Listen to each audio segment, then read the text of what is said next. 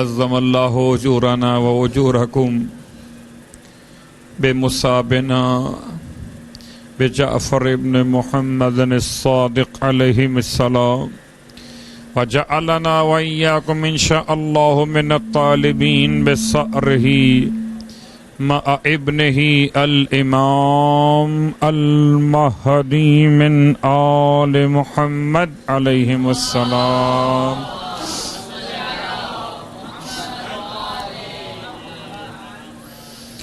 انا للہ و انا الیہ راجعون. شب ماتم ہے،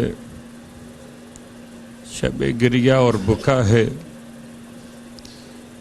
اس کی شہادت کی شب ہے جس نے ہمیشہ انسانیت کی بھلائی کے لیے امور کو انجام دیا، جو مدینہ منورہ میں راتوں کو سونے والوں کے سرہانے روٹیاں تقسیم کیا کرتا تھا. اس کی شہادت کی رات ہے جس کے در سے کوئی سائل کبھی خالی ہاتھ واپس نہ گیا. اس کی شہادت کی رات ہے جس نے ہر بے کس انسان کی فریاد رسی فرمائی.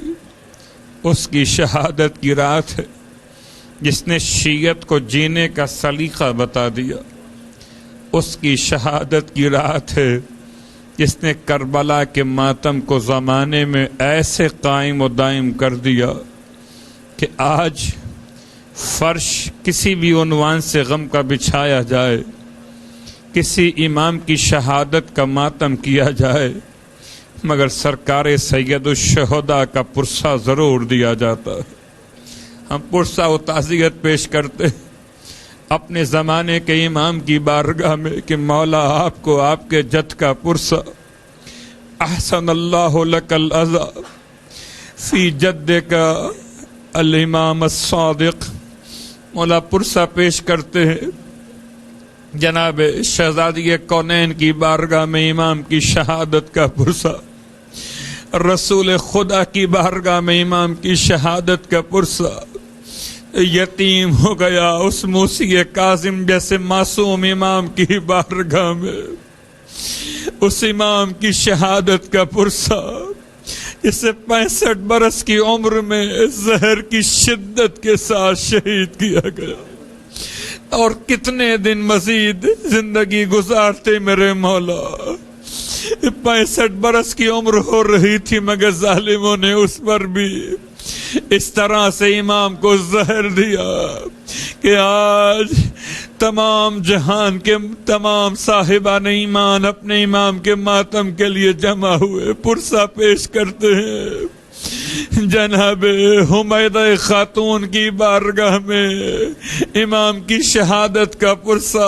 اے خدا، یہ مجلس شہادت امام صادق ہے، رات کا وقت ہے، روشنی کا انتظام ہے، لیکن ہائے قبر امام جعفر صادق. رات کا اندھیرا مدینہ منورہ میں ہے، سارے شہر میں روشنی ہے، لیکن قبر امام جعفر صادق پر اندھیرا چھایا ہوا ہے. ارے جب کوئی جنازہ جنت البقیع میں لایا جاتا ہے، اس جنازے کے اعزاء اور احباب جنازے کو کاندھا دیتے ہوئے قبرستان میں آتے ہیں. ارے چاہے قبرستان کے کھلنے کا وقت ہو کہ نہ ہو، مگر جنازے کے لیے کھولا جاتا ہے اور اس کے جنازے کے ساتھ ساتھ چلنے والے قبر کے پاس پہنچ جاتے ہیں. لیکن ہائے کوئی ماتم دار اگر قبر امام صادق پر جانا چاہے تو اسے دور سے روک دیا جاتا ہے، اور اگر آنکھوں سے آنسو بہا کے پرسہ پیش کرنا چاہے تو اس کی توہین کی جاتی ہے، اور اگر کتاب سے سلام پڑھنا چاہے تو کتابوں کو چھین لیا جاتا ہے. اے خدا، اب وہ دن دکھا کہ جب جنت البقیع میں مثل روز حشور 15 شوال 25 شوال کا ماتم برپا کیا جا سکے. اے خدا، تمام نظام ہائے ظلم و باطل کو نابود فرما دے.